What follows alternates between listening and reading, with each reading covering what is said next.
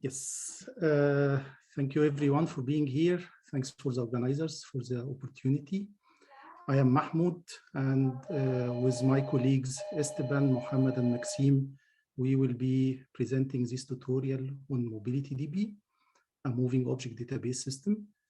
The tutorial has 3 parts. In part 1, we will have hands-on how to query MobilityDB in SQL.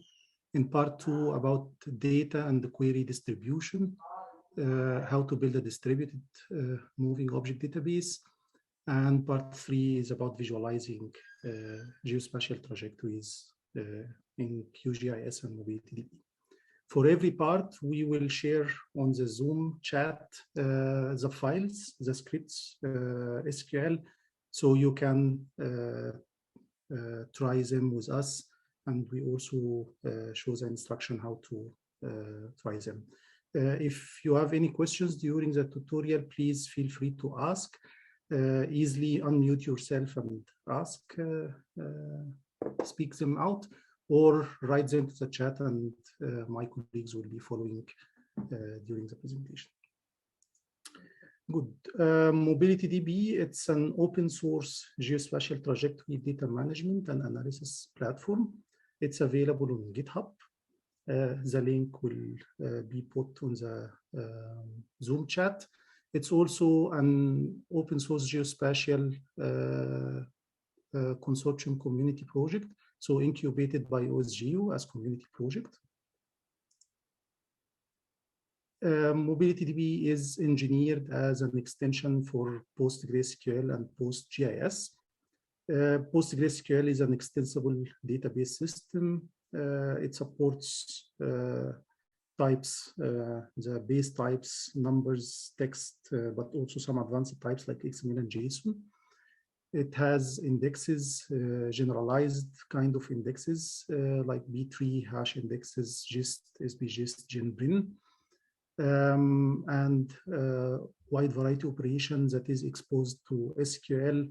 And yeah, it supports a cost-based optimization, and for that it has statistic collection function and selectivity estimation for the different types.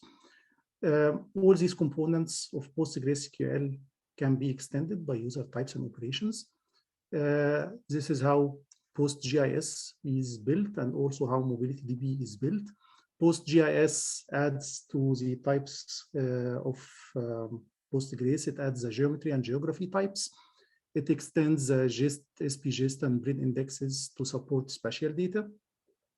It has a large API of spatial processing, and it integrates with SQL Query Optimizer by providing grid-based statistics and selectivity estimation. Similarly, MobilityDB will extend both to support moving objects to store and to query them in the database. It extends the type system by types including temporal geometry point, temporal geography point, temporal integer, temporal float, temporal text, and temporal boolean. As you can imagine, this list can be extended. It extends the GIST and SPGIST indexes for spatiotemporal data. It has also a rich API of functions including trajectory processing, temporal properties, lifted predicates, temporal aggregations, and so on. And it integrates with SQL and query optimization by providing statistics and selectivity estimation over trajectory data. Because MobilityDB is an extension of PostgreSQL, it integrates nicely with the ecosystem of PostgreSQL. We have tested the tools included in this slide. In this presentation, we will show the integration with QGIS for visualization and with Microsoft Citus for database distribution. So let's refresh what is trajectory data, what is mobility data. Basically, if you have a GPS device or DCM or AIS data, it comes in a representation as such. You receive a sequence of timestamp and position. Yeah, and for the one object, you will have many tuples of these. If we plot this data, we get discrete points as such. MobilityDB will interpolate between the readings to retain back the continuity of the data, at least in an approximation way. And it will only store the functions, meaning that by this it will find that some points are redundant that can be replaced by means of interpolation. So the amount of storage gets reduced while the data resolution is set to infinity, basically because you can interpolate at any point during the time of the trajectory. So thanks to this compact format, this is one example use case from the public transport company in Moscow, where they migrated from the point-based representation in PostGIS into MobilityDB, achieving reduction of 10 billion rows a day into 15,000 rows a day, and from 500 megabytes per day and 300 gigabytes per year into 5 and 2 gigabytes per year. So it saves the data, but it also improves the processing. On top of these trajectory types, you have rich API, for example, functions to compute proximity. These are real ship trajectories from the Danish Maritime Authority.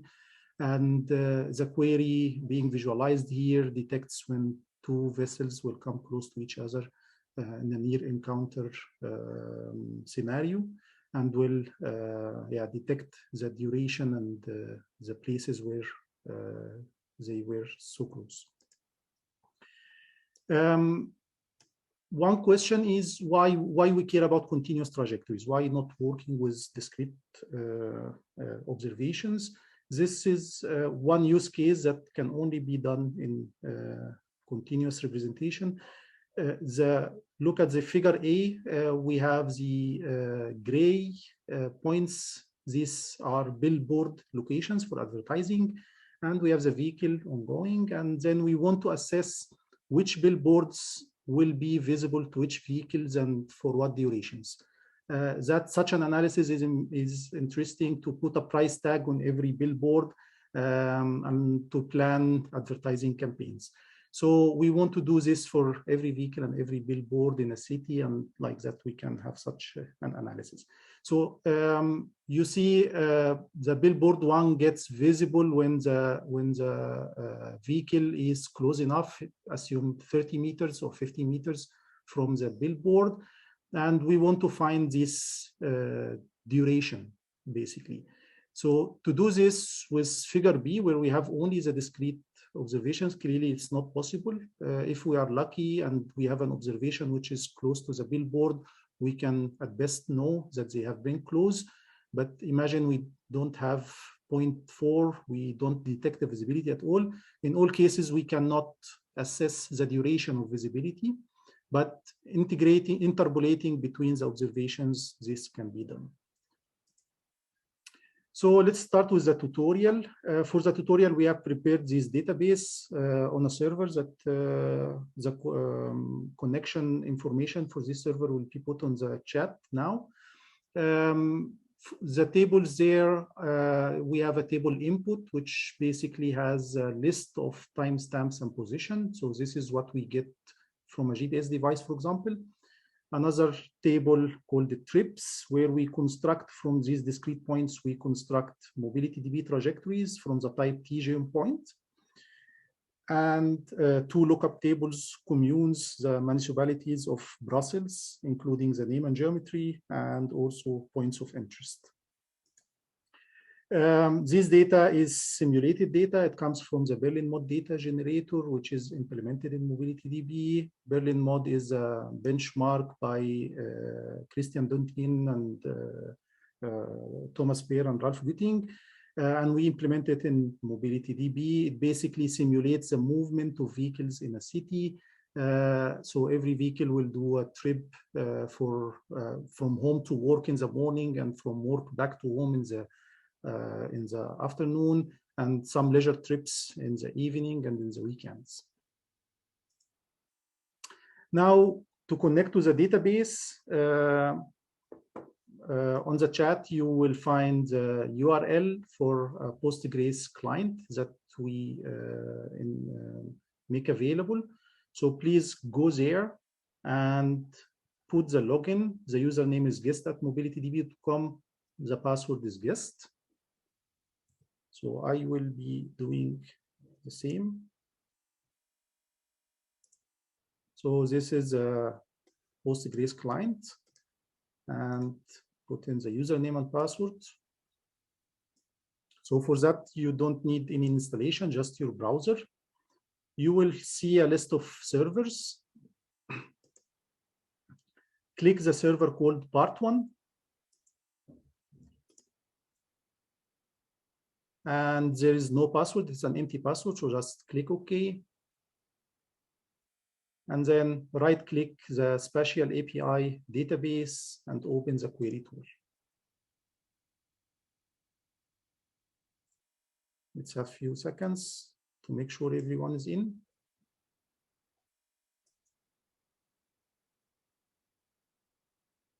So we see already some connections here.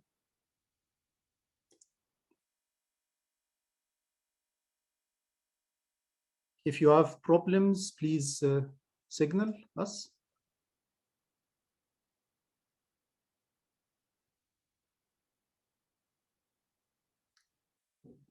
Next, on the chat, you will find an SQL file called part1.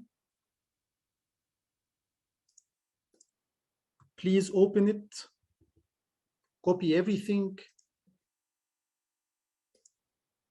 and paste in the query editor that you just opened in pgadmin.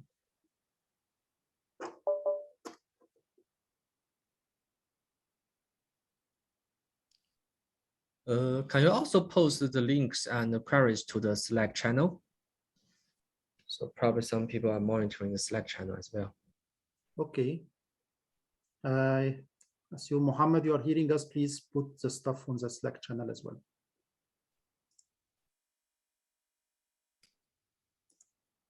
Good. So we have already some more connections. I'm not able to put the file on the chat. Maybe I will put it on the Slack.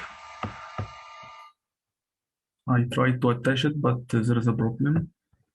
On the Zoom chat or on the Slack? On the Zoom chat.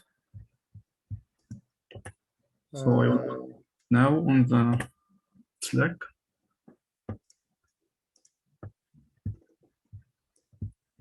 So I try to send the file. Yeah, it is there now on the Slack chat.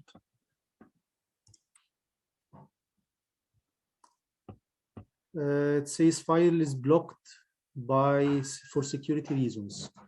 So instead of sending the file, I will put it on a Google Doc and share the link here with everyone. So I actually can see the SQL file in the Slack channel. You see it already in the Slack? Yes, I saw it. Okay, and then it should be accessible to everyone over there. Yeah, I think so. Okay.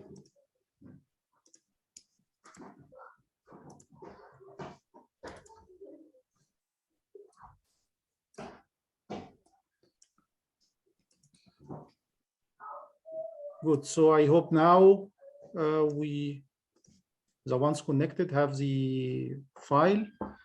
Please copy all the content and put it in pgadmin. And let's go over the queries one by one. The first query is showing how to construct a trajectory from discrete observations. So the query will consume the table input. So it selects from input. This is a table that have pairs of timestamps and locations. And it's going to construct from every pair of a position and a timestamp an instant, a temporal geometry point instant. That's a MobilityDB type. And then we'll aggregate these into a Postgres array ordered by time. And from the array, we'll construct a temporal geometry point sequence. This is a type for a continuous trajectory. So this function is going to do the interpolation between the observations and going to also to do the normalization, deleting the redundant points and keeping only those that where some significant change in the direction or speed happen. And it will group per vehicle, day, and sequence. So every vehicle has many trips over many days, and in one day it might have multiple trips. For example, going to work and back from work to home and leisure trips. And we limit to 10, not to do the whole data, just to see one sample.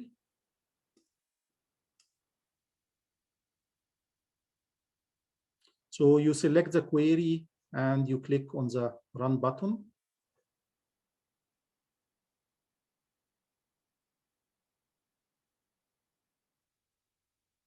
So we have some traffic here.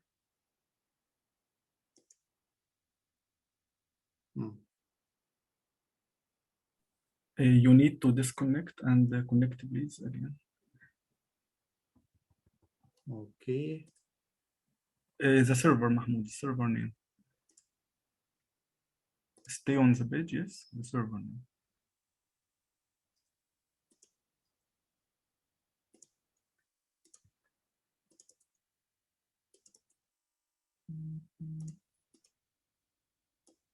So I run again.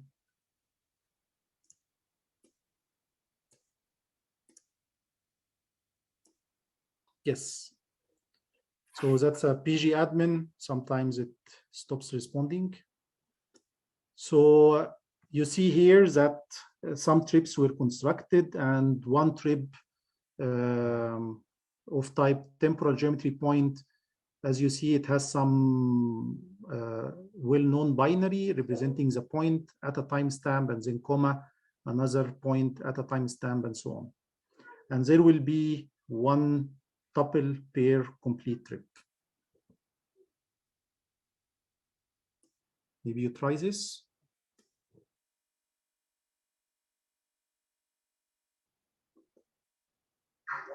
Good. For the next query, we show the asText function, which makes a more readable representation of the trajectory. And we cut at 100 characters to, otherwise it's going to be very wide. So that's an accessor function that will just produce a textual representation. So now you see the point in coordinates at a timestamp, and then second point at timestamp, and this is for 5 trajectories. Please try it.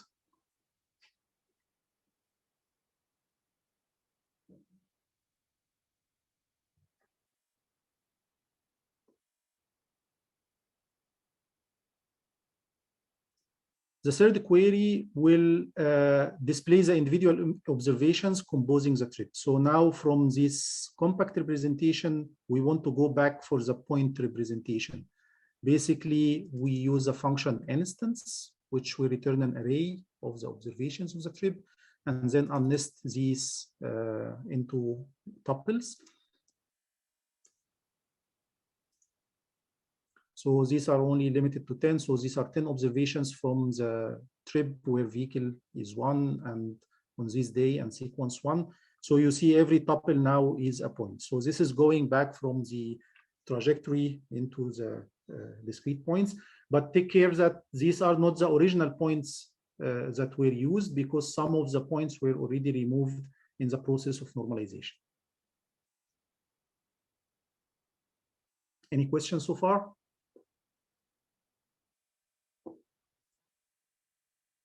More on the accessor function, you have the start timestamp for a trip and the end timestamp. So you can see the time span of every trip. So you see that the first trip started at 9:16 until 9:19. So this is probably the trip going from home to work. And then the second trip from 17:53 to 17:55. So this is back from work to home and so on.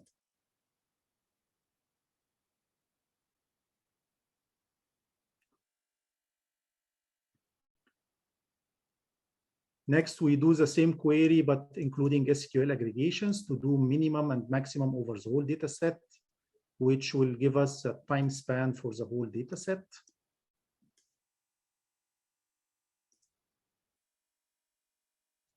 So you see that the database set starts with June 1st, 2020 until June 5th, 2020. So this is a simulation period. The Berlin mod data generator, you can parameterize by a scale factor, which will decide how many vehicles and how many days you want to simulate. Any questions?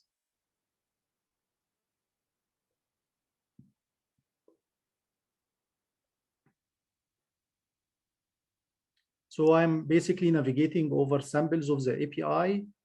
Next function is the length, which will return the overall travel distance of one trajectory in the units of the projection. So this projection is metric, so we divide by 1,000 to get kilometers. And we do this for 5 trips. So you see that there are some short trips and some longer one, 13, 14 kilometers. So Mahmoud, so I Yes. wonder, did you use any coordinate reference system here? So I didn't see you do any like transformations. So how do you know? So this is like the unit of the data is in kilometer. Because the input table is in the coordinate system, if I remember, it's 3580. But I'm going to show next how to do coordinate system transformations. So it should be query number, the next one. Yeah. Sure. So this is one query putting many accessor function together to give some statistics about the data, including the minimum length, maximum length, average length of a trip, again for the duration and for the number of instances, how many observations, and the average points per minute we have per trip. So it's basically computing some statistics about your data so you understand how the trajectories are.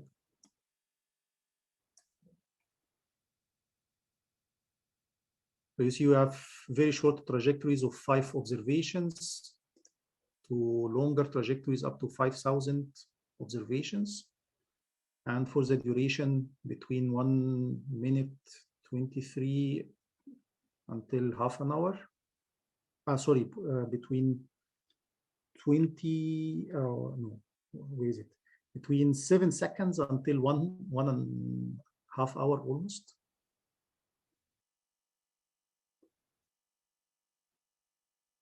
So this is a part about the projection system. The function SRID will tell what is the projection of the data. So it's a 3857. It's a projected coordinate system for Brussels.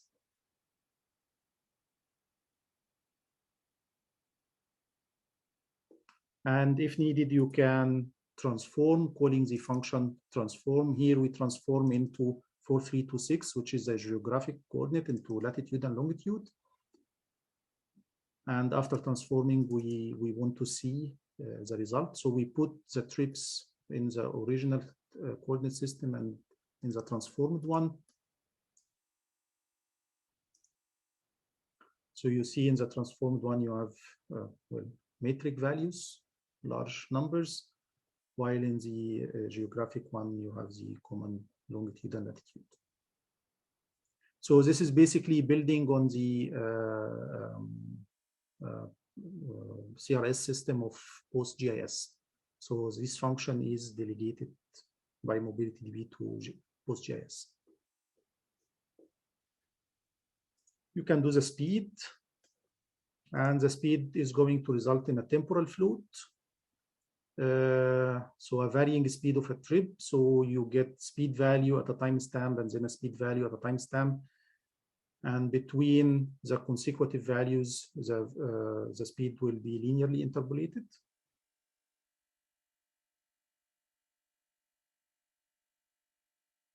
And you see here that the interpolation in this case is stepwise. meaning that it's constant per period. This comes from the trajectory representation, because between every two observations, there is linear interpolation with constant speed. And as such, when computing the speed, MobilityDB will internally know that the result will be stepwise interpolated. So other interpolation means will be linear, and none if there is no interpolation, if we just want to keep the discrete points. But for that, it's a subtype in the type system of MobilityDB. It's called instance. Any questions?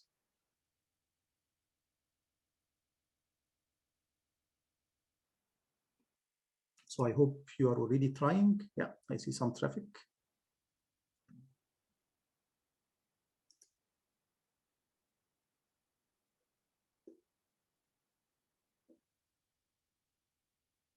Another function is the time-weighted average. It creates a summary from a temporal float.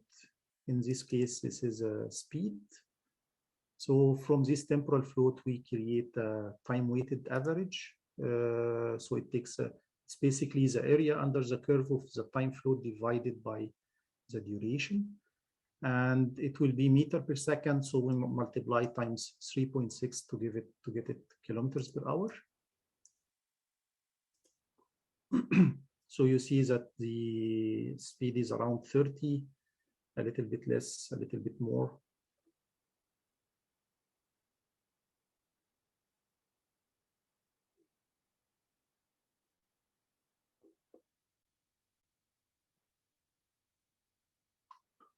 Now we look at temporal aggregation. That's a type of operation that will create an aggregate value at every time instant between multiple moving objects. So in this case, we want to aggregate the count, so temporal count.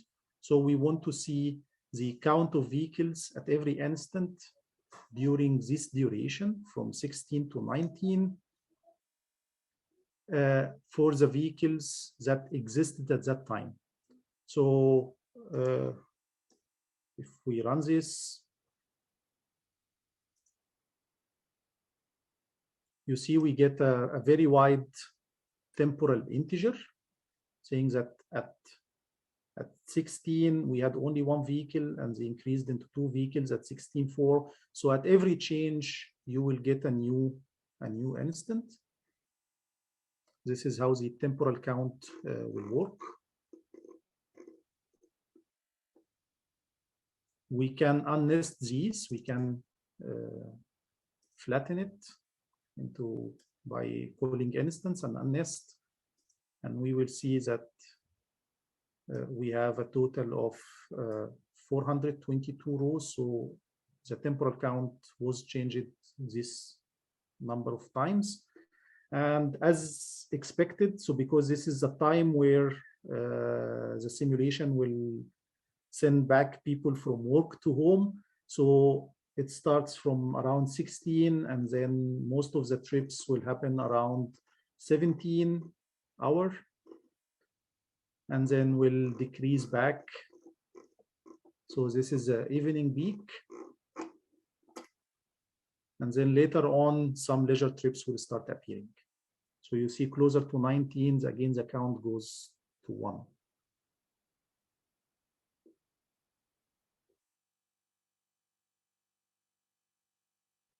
So here we, in query 12, we show two kinds of aggregates. Cumulative length aggregate, which is going to create a temporal float representing at every instant what is the distance that was driven so far. And the length aggregate, which creates a floating point value, just that's the overall length of a trip. And as one would expect, the end value of the cumulative length should be exactly like the same as the length of the whole trajectory.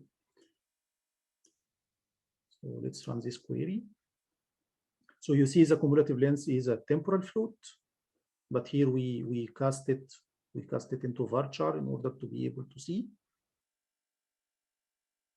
and then the end value coming from this cumulative length,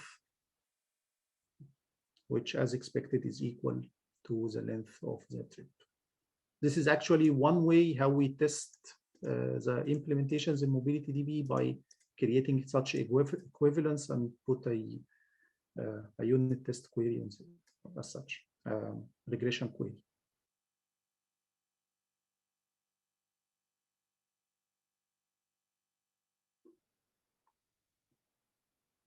Any questions? So basically, the end value of the cumulative length should be identical to the overall length, to the length function, right? Yes. Okay. Otherwise, it's a bug.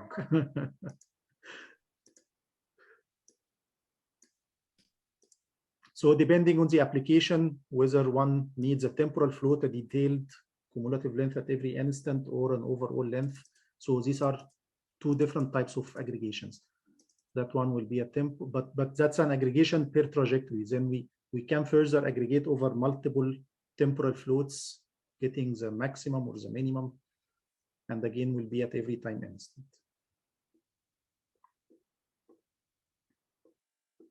Okay, now more interestingly into spatial range and intersection queries. So here we want to find the vehicles that pass the municipality of Iver. So the query will join the trips table with the communes table, and the join will be based on the intersects predicate between the spatiotemporal trajectory and the geometry of the commune, and will filter for the commune Iver. So if we run this query, we get 137 trips that intersected Iver. And interestingly, let's look at the query plan by adding the explain command to the query. So you see this is basically a sequential scan on the trips table. That's not the best to do, because we could do better if we have a spatiotemporal index. So we can create one. MobilityDB already extends the gist index. You will not be able to run this query because your account doesn't have the privilege. So I'm going to run it for you. So we can create either a gist or an SPGist index.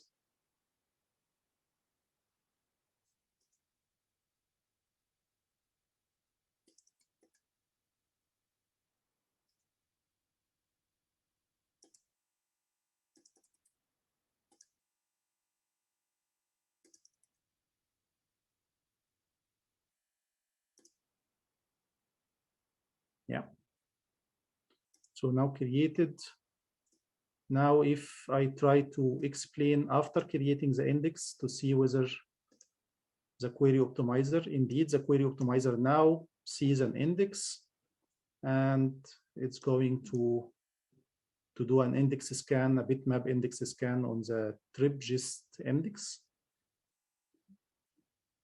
and then join this with to do the exact, to the recheck condition, which is the exact intersection.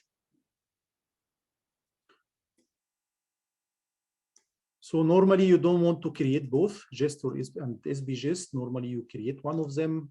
In general, in our experiments, we consistently find that SPGist is faster.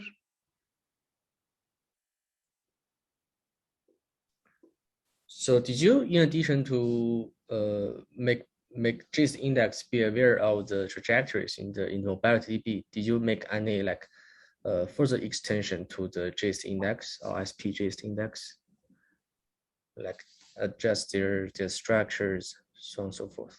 No, we just use the extensibility of gist and SPGist to define it for multi-dimensional boxes, spatiotemporal boxes, basically.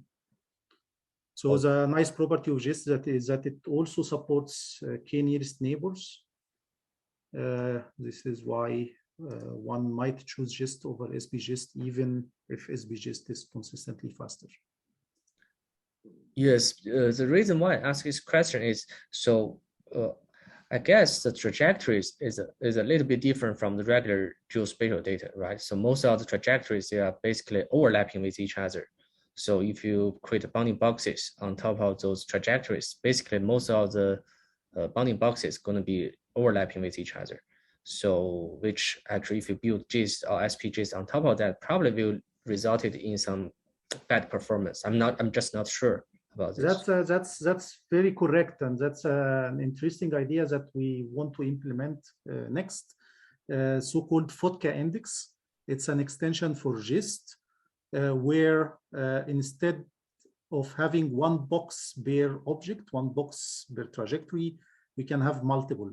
And like this, we can, for every segment, put a box, or for every group of segments, put a box to decrease the dead space.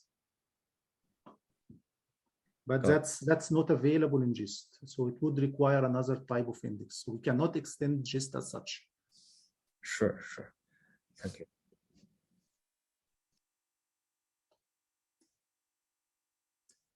So in the next query, what was the closest distance between any vehicle and Grand Place? So that's a join between the trips and the Planet OSM point table. And this is a distance function. So this operator, bar equal bar, will find the distance, and then we get a minimum, because this distance is a temporal float. So we get a minimum over these, and that's going to be the nearest vehicle. The nearest vehicle arrived 200 meters, 211 meters to the Grand Place. So we could further generalize a query to find the k nearest neighbors, the 5 nearest vehicles, for example. And to do that, we want to order by the distance and limit by 5. So the combination of distance, order by, limit is understood by PostGIS and MobilityDB as a KNN query. And if suitable, it's going to invoke the index. So here you get the 5 nearest vehicles. Let's look at the X-plane.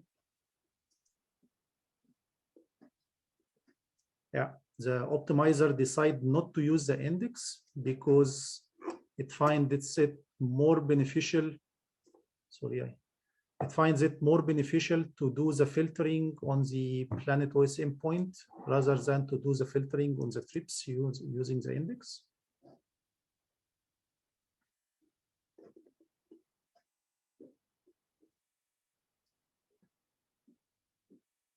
Finally, the last query is trying to find how many trips start and finish in different municipalities. So that's again a special temporal join based on the intersects.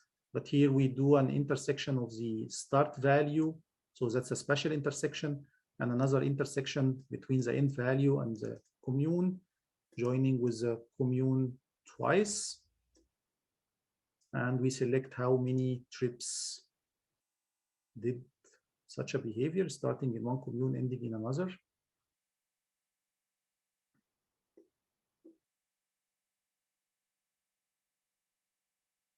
Yeah, so we have 585 of these. So that was the last query in the first part. Let's see if any questions.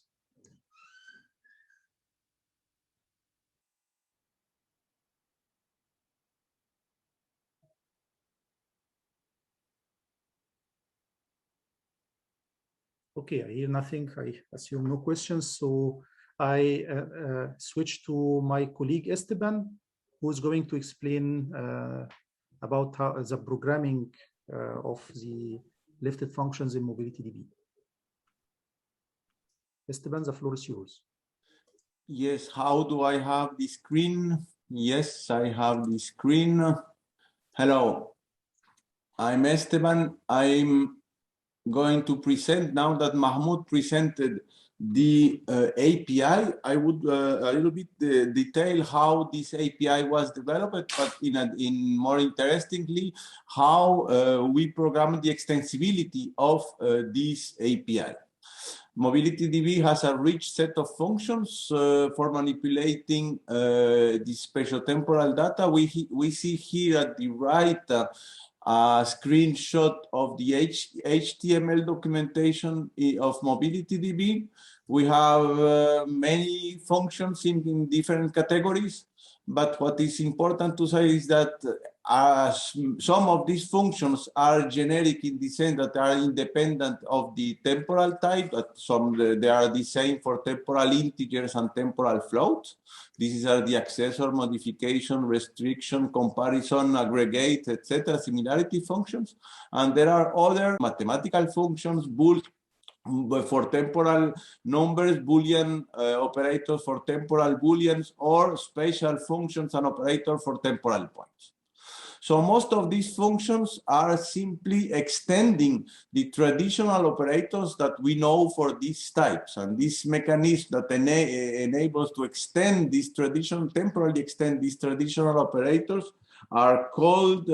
is called lifting. So in the case of, for example, floats or integers, we know the arithmetic operators, we are the comparison operators, and those will be temporalized with the lifting mechanism. Similarly, if we have geometries or geographies in PostGIS, we have ST-distance for distance, ST-intersect, and a lot of other functions for manipulating geometries and geographies in PostGIS. So we will explain a little bit the intuition behind how to temporally extend these functions. And MobilityDB provides a generic built-in infrastructure for lifting any function. Basically, we don't repeat for every function that we have here, we don't need to repeat the same mechanism. So we generated this built-in infrastructure to lifting any function. And as a consequence, this enables to easily extend the API with minimal programming, and we will see an example in these slides. So what does it mean to lift an operation in MobilityDB? This requires to describe the characteristics of the function to be lifted. Let's analyze two cases. Arithmetic operators like addition, subtraction, etc. These two operations requires two numbers. Each of those can be integer or float, and will return a number. And the type of this result will be integer or float depending on the arguments and in the operator. If we want to lift these arithmetic operators, that means that either one or both arguments are temporal numbers and the result will be a temporal number. As a second example, imagine the distance between 2 points, which is computed in PostGIS by ST-distance. As we all know, this distance depends on whether the points are 2-dimensional or 3-dimensional on the one hand, and another characteristic is whether the points are in planar Cartesian coordinates or in geodetic coordinates.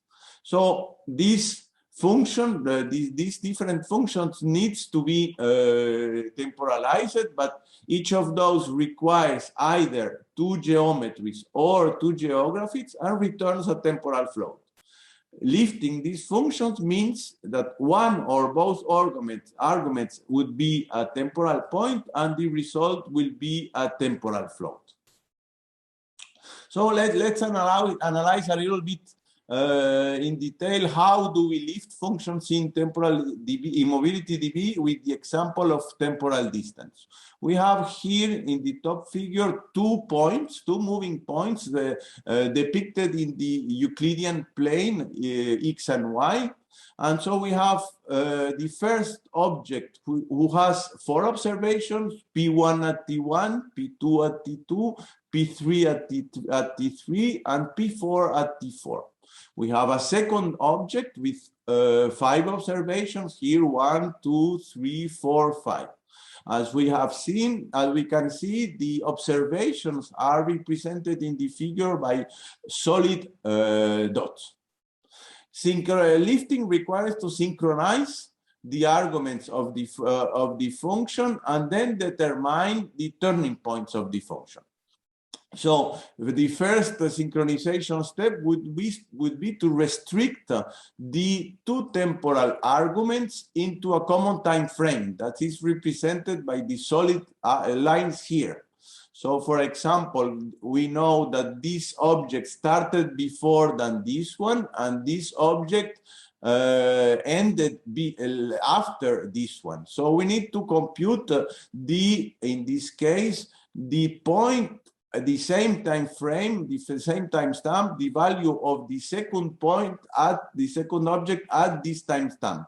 So this is represented by the two hollow circles here and here, where we only consider these parts of the history of the two objects for the operation.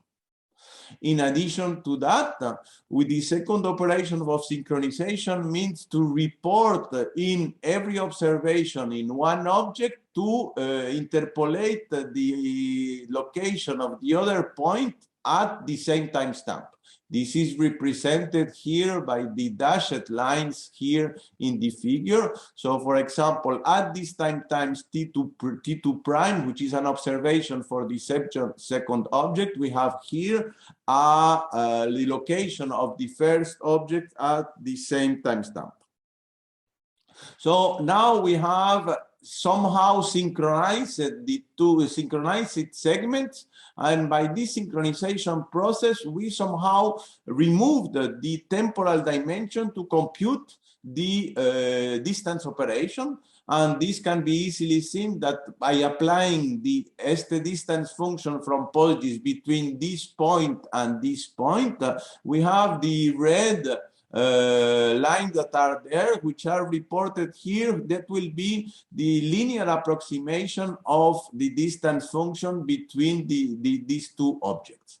But in addition to that, we have synchronized segment. For each pair of synchronized segment, we need to identify whether there are turning points of the function. In the particular case of distance, we see that this two objects has two turning points represented by the dotted lines, meaning that at these two instances, the two objects were located at the same location at the same time. Obviously, at these 2 points, the distance is 0. So we can see that the synchronization function, the synchronization mechanism MobilityDB can be implemented in a single pass algorithm using a sweep line algorithm that's starting in making increment the time from two arguments. At each point we have an observation, we have to interpolate the other observation. Now we have a segment, a synchronized segment, for example this segment, and then we call a function to determine whether there is a turning point for this function in this synchronized segment. So this is the particular case when two objects are at the same location at the same time. We need to do a little bit more generalized, the more general case for turning points for the distance function. We have two cases, whether we are computing the distance between a static point and a moving point, as here in the left.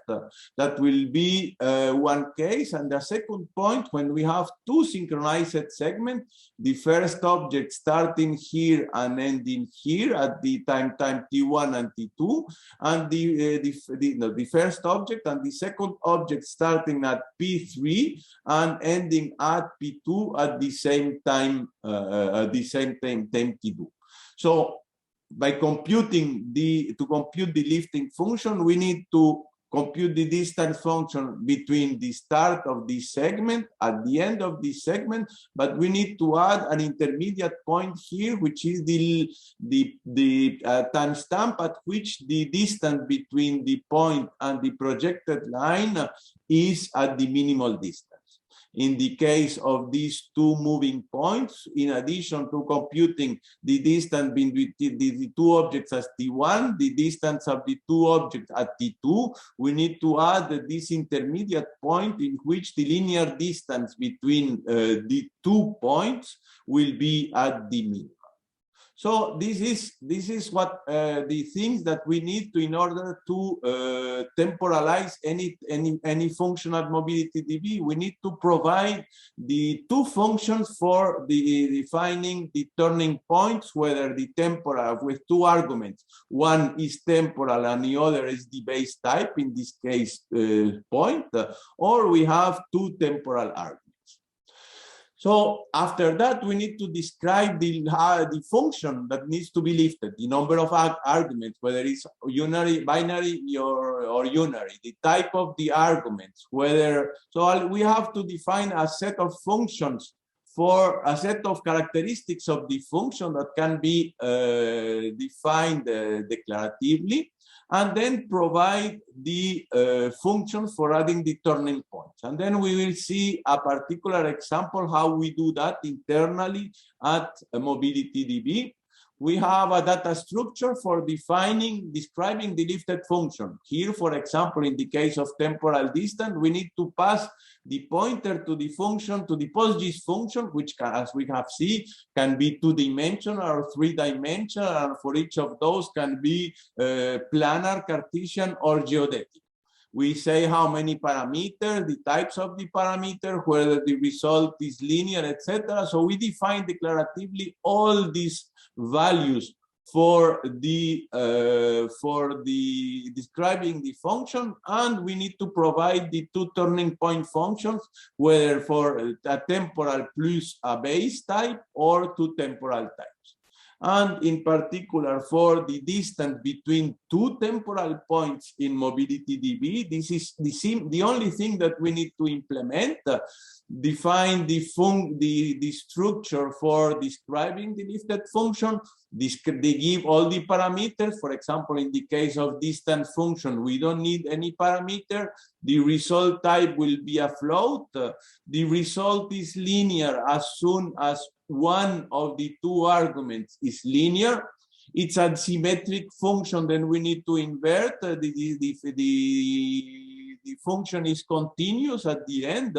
And what is more important is basically after defining all these parameters of the function, we apply here the same, we apply here, we call the lifted infrastructure, which is valid for any temporal function. So this function will synchronize the two temporal values and then apply the function which is given in this parameter to every pair of synchronized segments as we have seen. So this is just an internal API that can be used by any function, by generalizing any function. As we have seen, the only thing to do is to describe declaratively how is the result, which are the arguments, which are the result, and how the function behaves. So this is relatively easy to understand. We need indeed to define the two functions for the turning points, and then we call the internal machinery of MobilityDB for performing the temporal extension of this function. So that is what I wanted to explain. Is there any question in this regard?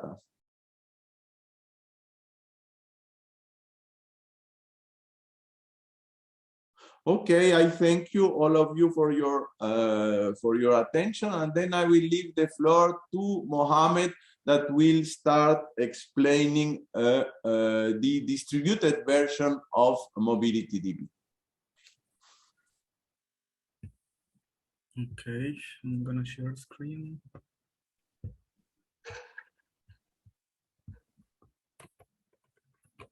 Do you see the screen now? Yes. Yes. Okay. So thank you, Esteban and Mahmoud, for presenting part 1, and welcome everyone. This is Mohammed Buckley. I'm gonna present part 2 of our tutorial, which is about how to distribute MobilityDB across multiple machines. I will start by explaining the distributed architecture and the cluster configurations that we have. After that, we will go together through a prepared script to see how we distribute the MobilityDB database. and run some queries on multiple machines. So this slide shows the distributed architecture. We have a cluster that consists of a coordinator node and multiple worker nodes. All nodes must have the same stack that consists of Postgres, PostGIS, and MobilityDB and Cytos. So actually, Cytos is one of the Microsoft products. It is provided as an open source extension of Postgres that transforms the database into a distributed database. And because Cytos and MobilityDB are both extensions of Postgres and not a fork, they nicely integrate together, so we can deploy distributed MobilityDB database. Actually, it's a powerful tool as it contains multiple query planners and executors. The distribution of the database is done by Cytos through the coordinator, and Cytos then distributes the work over the worker nodes. So on the coordinator, we only store the metadata about the distributed tables, and on the workers, we store the table partitions. So as you can see on the workers, the white boxes represent the current partitions of that are stored on this worker node, and the gray boxes represent the replicated partitions from other workers in case of any node of failure might happen. The reference boxes refer to the reference tables that are copied on each worker. And this is done for small tables where you need to broadcast them to be then joined with the distributed partitions on any attribute. So here we will describe the cluster configurations that we need for this part. So I used the Berlin mode generator to generate data of scale factor 1, and this generated actually 158,000 trips for 2,000 vehicles. These trips contains 200 million spatiotemporal points, and the average number of points per trajectory is 1.3 thousand. The operating system that we used is Linux Ubuntu. Of course, you can deploy MobilityDB on other Linux distributions. We have tested it on some of them, Ubuntu, CentOS, and macOS. The cluster was installed on Microsoft Azure, and here are the specs of the 3 nodes that we have. The coordinator node has low specs, because more than 90% of the processing actually is done on the worker nodes, and the remaining part, which is related to the post-processing, will be done on the coordinator. So for example, merging the results or applying an aggregate function. All nodes must have the same database name. And once we configure all of these, we can go to the coordinator and create the Cytos extension and add the workers. So to create the Cytos extension, you need to run this query statement, create extension Cytos. And once it's created, then you can add the workers by calling the function Cytos add node, and pass the host name of each worker with the Postgres port number. Of course, you need to allow the SSH connection between the nodes before doing this step. After we connect the coordinator with the workers, we can execute the SQL commands in parallel on every worker node by calling actually the function run _command _on _workers, and then pass the commands that you want. And here we will call it to create the MobilityDB extension and PostGIS. So once you run create extension MobilityDB cascade, so the Postgres will create PostGIS and then MobilityDB. And here are the results of this function that says that the extension was created on both workers.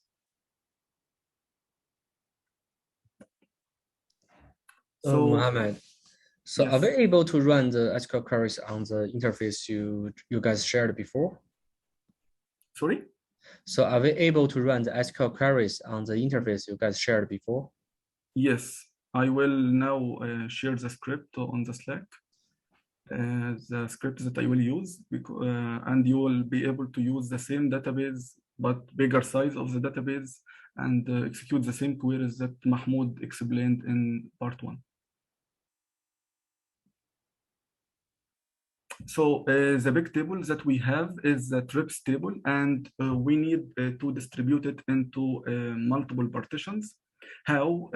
This is done by calling the function create_distributed_table, and we pass the table name and the partitioning column. And of course, and here the distribution method is by default hash partitioning. There is no support for spatial and spatial temporal locality, and this is actually an ongoing work in a collaboration with the engineering team of Microsoft Citus to support spatial and spatial temporal data locality. So once your table gets distributed, each partition of this table will be stored on the workers as a regular Postgres table. And each worker can contain multiple partitions, and you can create whatever you want the number of partitions. So this is done by setting this property, set citus.shard_count to 32 or whatever you have based on the cluster specs. For the small tables, we need to copy them on each worker, and this is done by calling the function create_reference_table, and we pass here the table name. So yeah, we did this actually for most of the database tables because most of them are very small. Yeah. Okay, so now how to create the index? How to create the index? So in MobilityDB, we have extended version of gist and scp-gist, and to create them on the trip column, we only type the regular create index statement, and the planner will replace the table name with the local partition name and send this query to each partition. This will be the same for the reference tables. But for the reference tables, one copy per worker, not multiple. Now I will give you 1 minute to try to connect to the database of the coordinator. You just need to use the same IP address that we passed during the first part, the same email address, just at mobilitydb.com, the same password, just guest, sorry, and then without password. And then you will, instead of choosing part 1, please choose part 2_coordinator.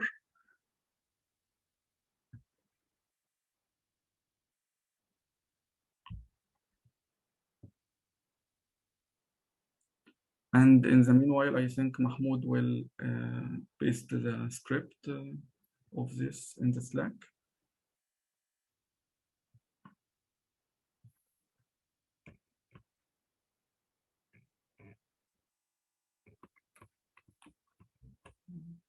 Yes. Thank you, Mahmoud.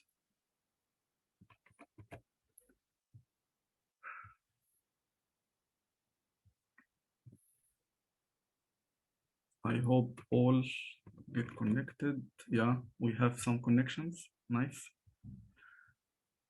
So, okay, let's start.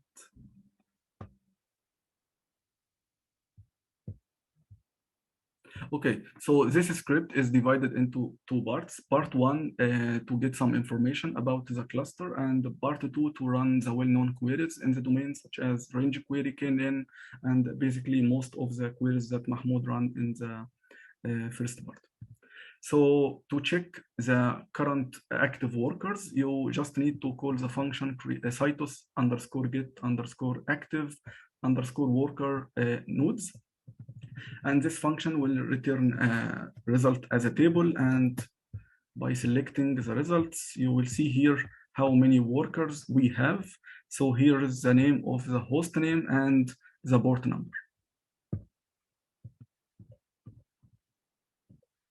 To get the total number of trips per partition, maybe before run this, we can go to one of the workers to check the current partitions of the distributed table.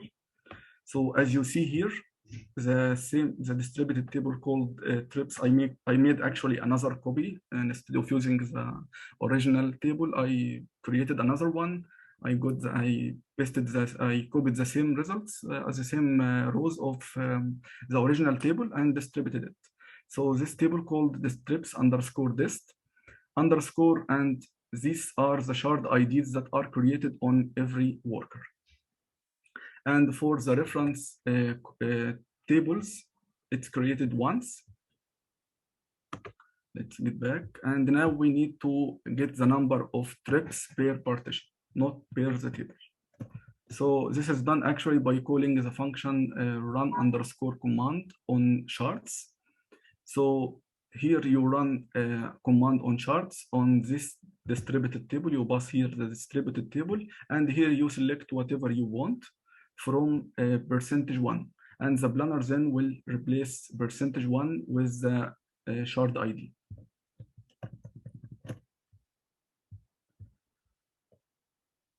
So as you can see, here's the shard ID, and here's the number of trips per shard. And here in this cluster, we created 32 shards.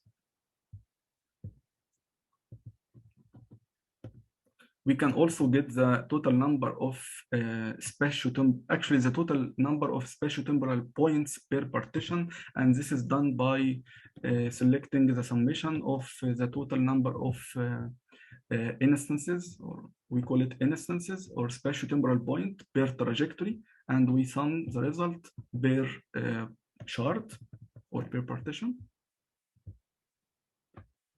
And here we could see the actually the active connections to the workers. So in this screen, the left one represents the worker 1, and the right one represents worker 2. So as you see here, a lot of connections now from users, but of course, this one didn't finish. Yeah, it took time because a lot of connections. And here's the number of instances per partition. So now let's go to the user queries. First, let's get some statistics about the table. So here we select the total number of trips and the total number of points per trip. And this is done for all trips. Once we execute it, all the connections will be started, as you see.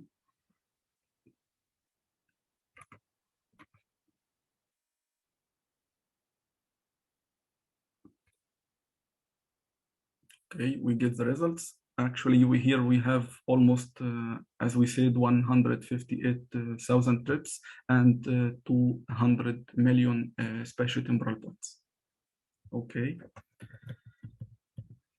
So for testing the temporal range query, so the query says find the vehicles that have had trips during a specific time interval. The SQL query, we select distinct vehicle ID from trips where trip overlaps this period. And this is actually 1 day from starting of the day until the end.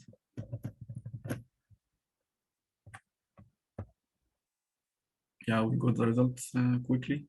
We got 2,000 rows because we have 2,000 vehicles that meet all of these trips. And let's together check the plan of this query. So by just typing explain before your query.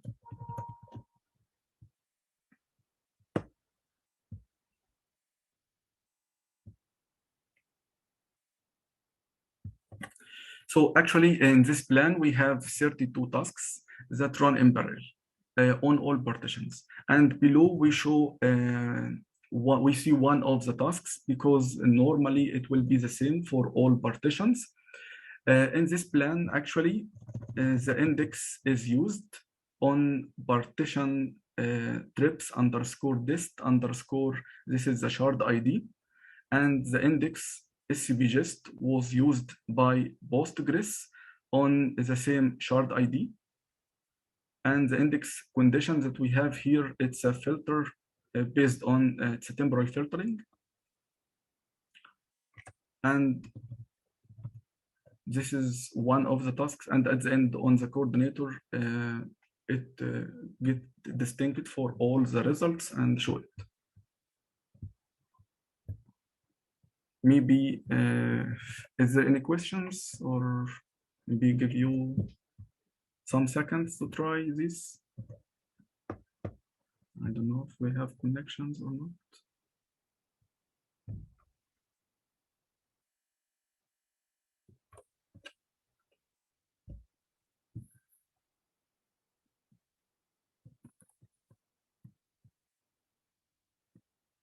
Okay, for a special range query, the query says find the number of vehicles that have passed through the AVER commune. And for this query, we select distinct vehicle from, and this is actually, this query contains a join between the trips table and the communes table. The trips table is distributed and communes is replicated for all workers, on all workers, and the filter based on AVER. So basically it's a predicate, it runs the intersects predicate between every trip and the AVER geometry. This is actually an expensive query because you run it on during all the period. No, you have to select a specific period. We will do it after running it.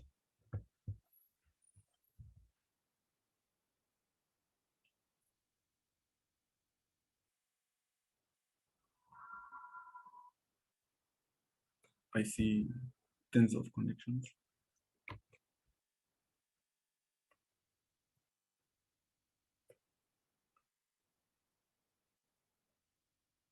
In the meanwhile, anyone have any questions?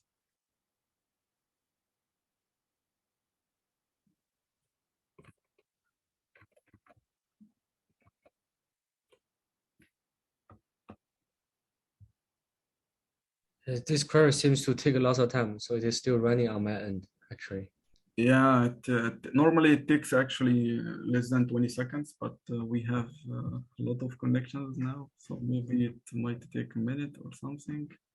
Yeah. So maybe I will disable it.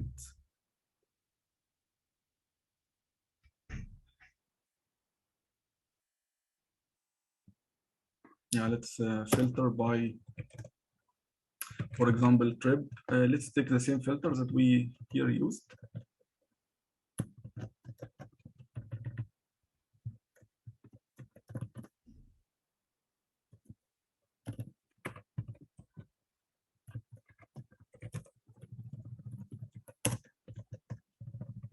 So by this, we will get the results quickly. Yes, 1 second.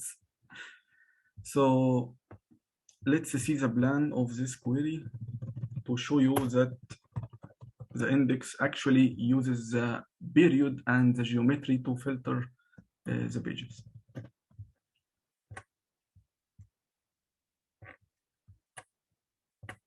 So again, this is one plan of 32 because we have 32 charts, and this plan is on worker 1. So let's go to the index. So as you can see here, SQL index was used on this chart, and the index condition filters, does special filtering and temporal filtering. So both of them are used by the index. But if you skip this part, then you will only find the planner uses special filtering. Okay. So The same, another one. Okay, so to run a trajectory query, this query actually computes the total driven distance of every vehicle. So in this query, we sum the length of trip and divide it by 1,000 to get the trip length in kilometer. This is the same query that Mahmoud ran in his part. And here we will run it for all vehicles.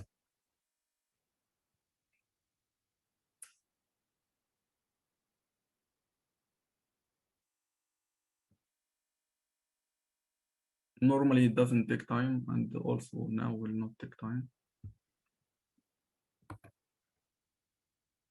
Yeah. So here we get 2,000 rows, and here's the length in kilometers for each vehicle.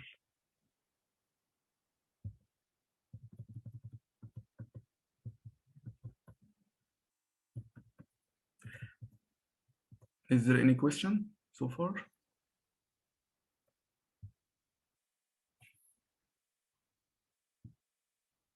Okay. So let's go to this query to test the special k-name, and this query says which 10 vehicles came closest to Grand Plus, and what were their approach distances. And this is also the same query that Mahmoud used in his part. Let's run it together. So the index here should be used because the gist index or SCP gist should be triggered based on if you have order by or limit in your query. But again, it depends on the planner who decides this.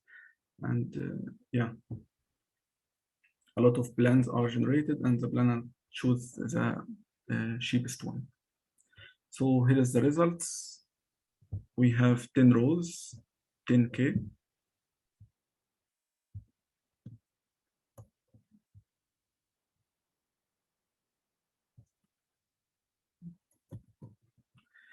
So the last, so yes.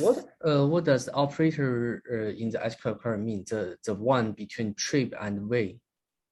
Yeah, this get actually the distance between trip and this geometry.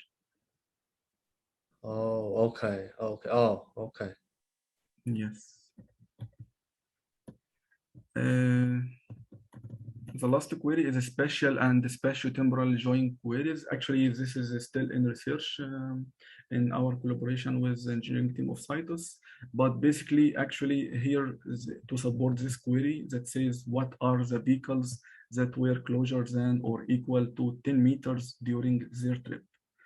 So this is a self-join query for distributed table. And here's the predicate std within to calculate, to check which trips came closer to each other based on this distance. But this query, when you run, you will not get results. It's a complex join because two things actually. First, there is no support for data locality, spatial or spatio-temporal, and this is what we are working on. And also, there is no way to, because even if you have a spatial or spatio-temporal data locality, you need to find a way to repartition the data because this query needs to repartition some data between the workers. So it needs a smart way. So yeah, so thank you for your time. I hope you enjoyed my talk. So if you have any questions, please let me know or type this on the Slack.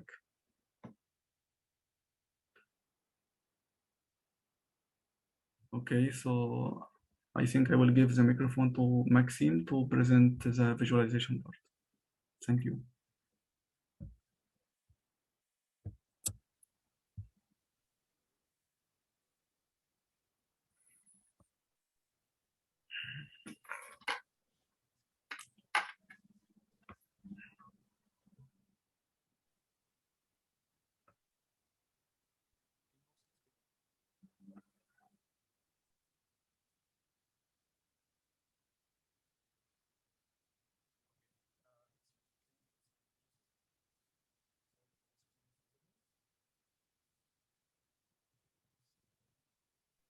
Maxim, we cannot hear you. Yeah, you are muted. Or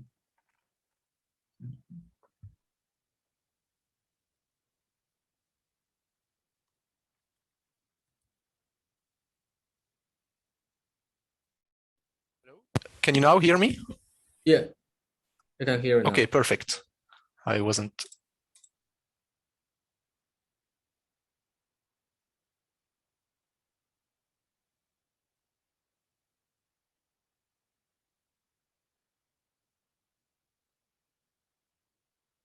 Data. So for this, I will present and explain to you how to install and use Move. So Move is a QGIS plugin that connects QGIS to MobilityDB and allows users to easily query MobilityDB data and then visualize the spatial and spatiotemporal results in QGIS. So for everyone that does not have QGIS, I would just suggest to listen and watch the end of the workshop. But for the ones that do have a QGIS installed, they can participate, and I will show you how to quickly install Move and then start using it. So to install Move, you should go to the GitHub, so the GitHub that contains the code of the plugin. And in there is a zip file that you should download, and this will be used for the installation. One important part, so I will go myself here. This is the move.zip, the zip file that you should download. Make sure to not download by clicking save link as, this will not download the zip correctly, but click on it, and then on this page, click on download. And so you will download the file like this, save it somewhere on your computer, and we can then continue with the installation. I will try to not go too fast so that everyone can follow the installation with me. Otherwise, the zip is in the Slack channel and also on the chat here at Zoom. Okay, very nice. So everyone can just download it easily. Once you have the zip, you can open QGIS, and we can then install the plugin. So in QGIS, at the top, you will see a plugin button. Click on it, and the drop selection, choose Manage and Install Plugins, and this will open the box that you see here, and then choose Install from Zip and select the zip file that you just downloaded. So let me go on QGIS for the rest of this workshop. Here at the top, you will see Plugins, Manage and Install Plugins, Install from Zip, and then choose the zip file and click on Install Plugin. So we'll leave a little bit of time for everyone to do so. Please make sure to tell us if there is any problem during this installation.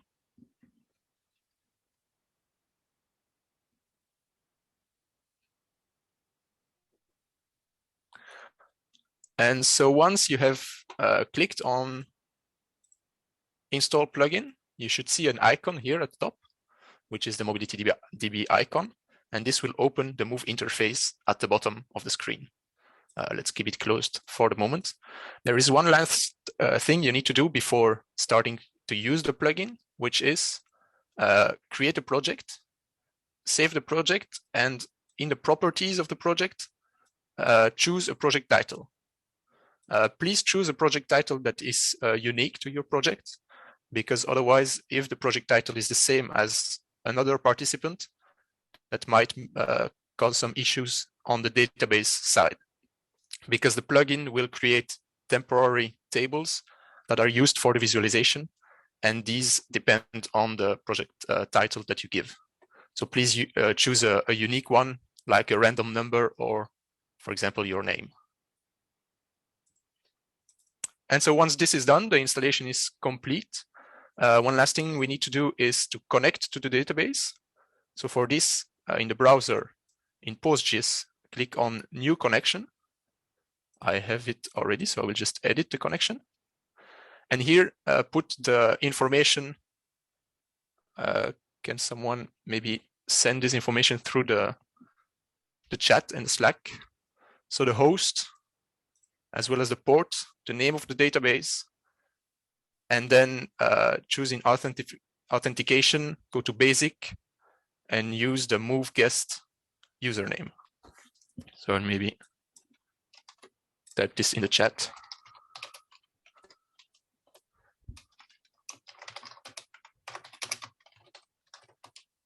Oh, thank you.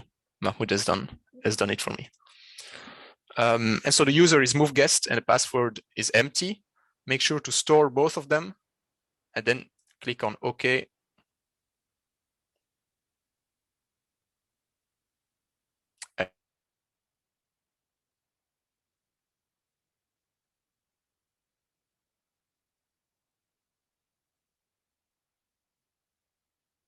The one I just showed you. And now we can open the move plugin here. You can see it at the bottom and select the database connection you just created. So for me, I will use the admin connection, but you can use the one I just showed you how to create.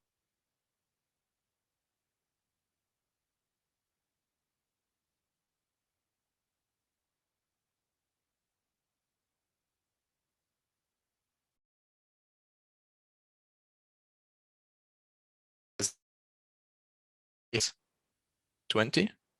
So I will not show all 3 visualizations that we have prepared, but only the first one, which is the simplest, but also the most important one.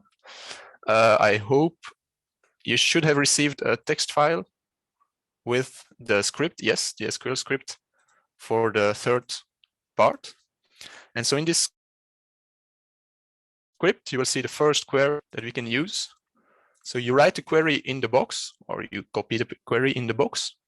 This query will select the trips from the trips table on one given day, so the 1st of June 2020. And we'll also limit the trips to 20, just to make sure we visualize only a few trips. And you can then run execute query. Just wait a little bit until this is done. Make sure to try on your side. Tell us if there are any issues that arise. So we'll see at the bottom, the script is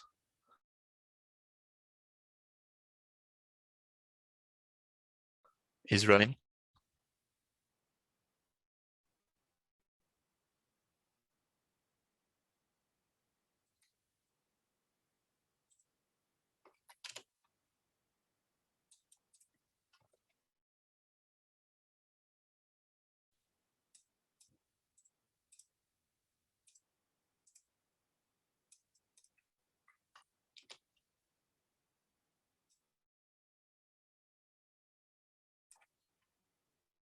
Seems like QGIS is frozen.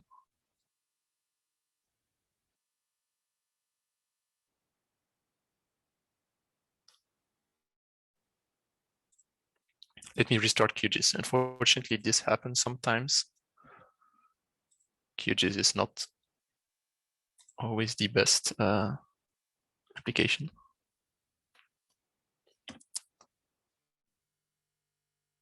Excuse me for this delay.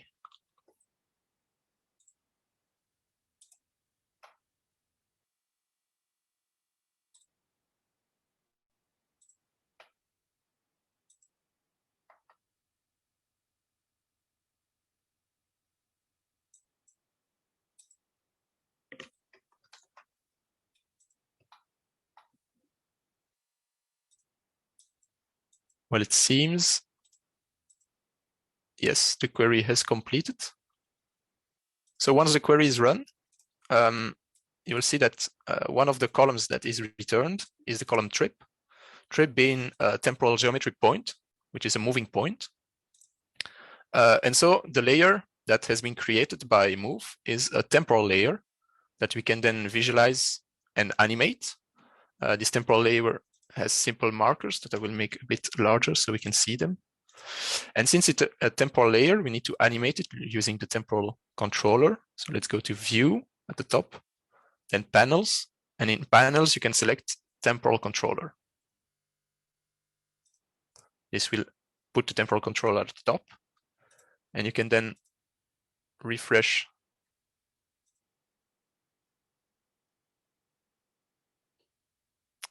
the range of time to the layer trip. And we can then see using this slide bar, if you press start, let's put 5 seconds here. And you press start and the animation will start, and you will see here points that are moving on the map. It seems my QGIS is very slow, but if on your side it goes a bit faster, you should see the points that move on the map. Here the points are flickering, but I guess my QGIS is very slow today. This shows moving points. So using this temporal controller, we can animate the points and show them moving on the screen. One other operation in MobilityDB is the trajectory operation, so trajectory. And this will return the trajectory of the trip as a single static line that we can also visualize. So let me just change the query here. So apply the trajectory operation, run the query again. Now let's wait a little bit for the result.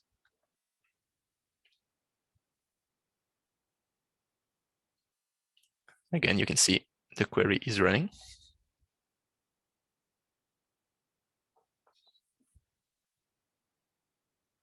And now the query is complete and the layer is being added.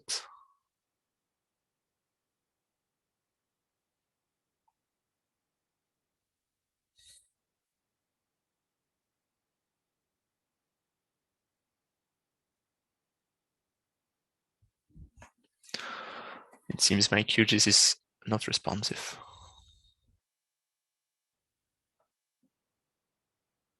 There we go. Takes a little bit of time, but the layer has been added. And as you can see, the layer is called Traj, as we renamed it in the query. And we can then use the layer styling of QGIS to improve the visualization a little bit. Let's make it dark blue and make the lines a bit wider. Apply.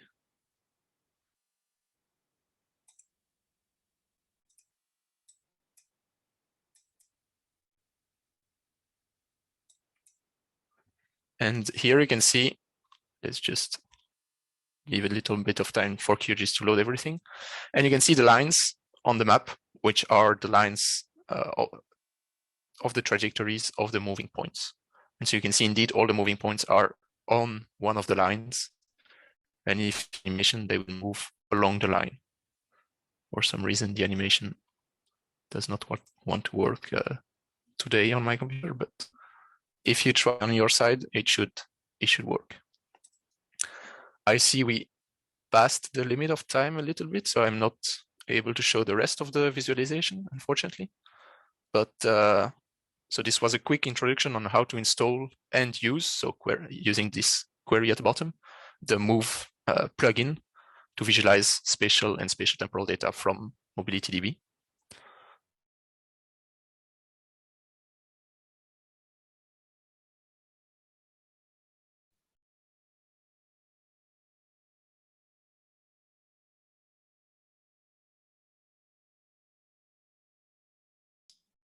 Okay, it looks like maximum is oh okay, you're back. Sorry, I have a very poor connection, which is probably why everything was quite slow. Oh, it works. Okay, so thank you very much. Are there any questions?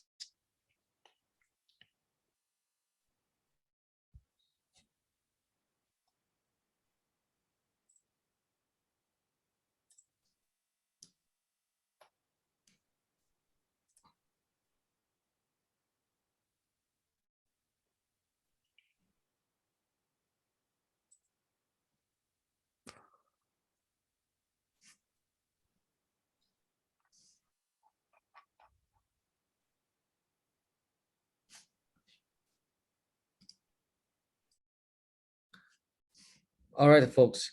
So if you have no question from the audience, and so let's thanks the team from MobilityDB and give us such a great presentation, and it was very impressive, and the interactive SQL interface on MobilityDB is very, very awesome.